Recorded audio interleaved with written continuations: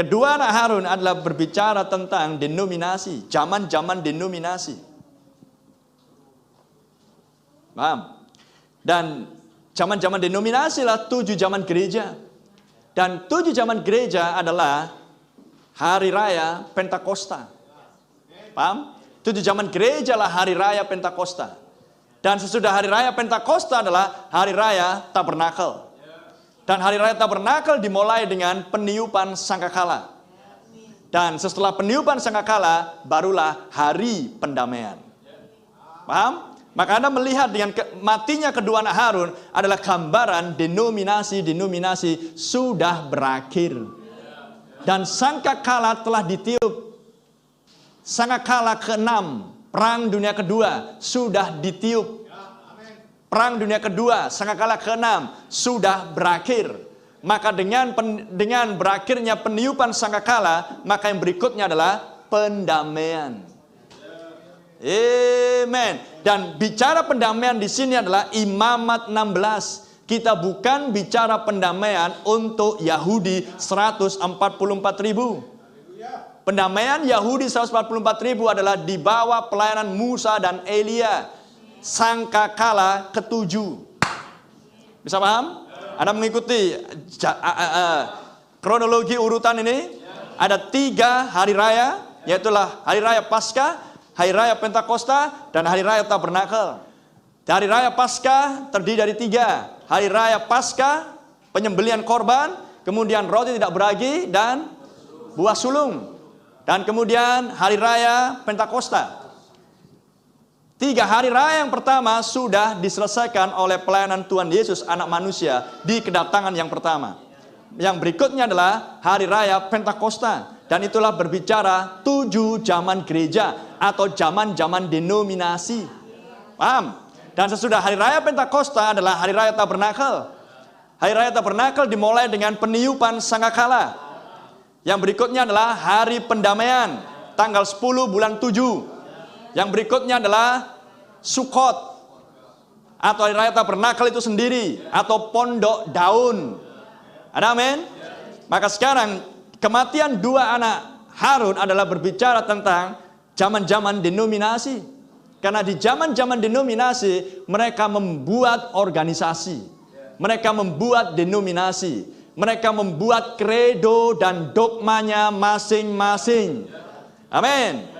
Seperti kredo dan dogma Katolik Roma. Petrus adalah paus yang pertama, itu salah.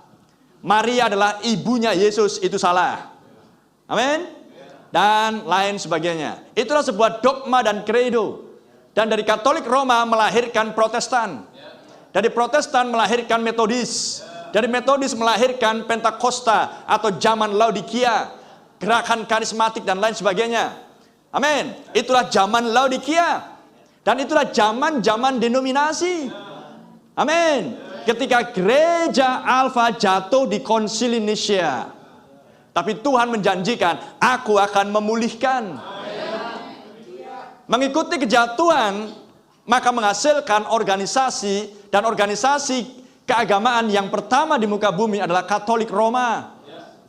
Anda mengerti? Dan kemudian berikutnya 4 belalang itu bekerja di sepanjang zaman-zaman gereja. Itulah zaman-zaman denominasi. Api asing disuntikkan di situ. Api asing dibawa ke dalam gereja. Sehingga menghasilkan lalang di sana. Kematian berlangsung di sana. Organisasi adalah kematian. Organisasi maut adalah organisasi itu sendiri. Bisa paham? Anda bisa baca di buku itu zaman gereja, Anda akan temukan di sana. Organisasi adalah maut itu sendiri. Dan maut sudah bekerja di sepanjang zaman-zaman denominasi. Dan maut menghasilkan kematian. 2 anak Imam Harun, Imam besar Harun, mati karena membawa idenya sendiri.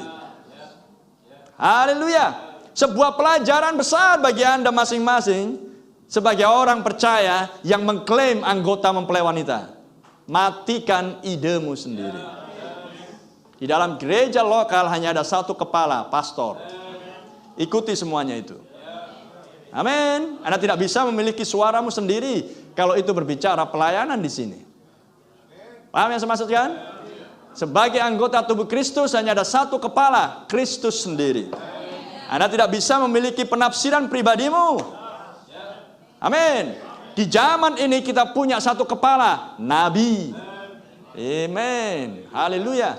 Jadi Anda kalau mengerti prinsip ini, maka Anda akan waspada dan hati-hati ketika Anda harus bertindak. Anda harus mengambil keputusan. Karena kematian datang oleh karena memunculkan api asing. Ya, kalau menurut aku, ya inilah pewahyuanku, ya sampai di sinilah pengertianku. Brother, ketika Anda mengucapkan perkataan-perkataan itu, Anda tahu bahwa Anda sedang memakai idemu sendiri. Amin? Yes, sir. Makanya saya selalu mengajarkan pada Anda, kalau mau berbincang sama orang yang seperti itu, bawa Alkitabmu. Taruh di meja. Nah, Anda di sini, yang ngajak ngomong di situ. Ngomong dulu. 10 menit. Atau 30 menit. Kalau semua omonganmu nggak cocok di sini, stop. Hal yang sama dengan dirimu. Anda gentleman di situ. Sehingga bukan pemikiran kita yang mau dipaksakan, tetapilah pemikiran Kristus yang harus kita terima. Dan pemikiran saya harus selaras dengan pemikiran Alkitab. Itulah yang Tuhan kehendaki. Amin. Terlebih sebagai umat yang sudah diajar sedemikian dalam.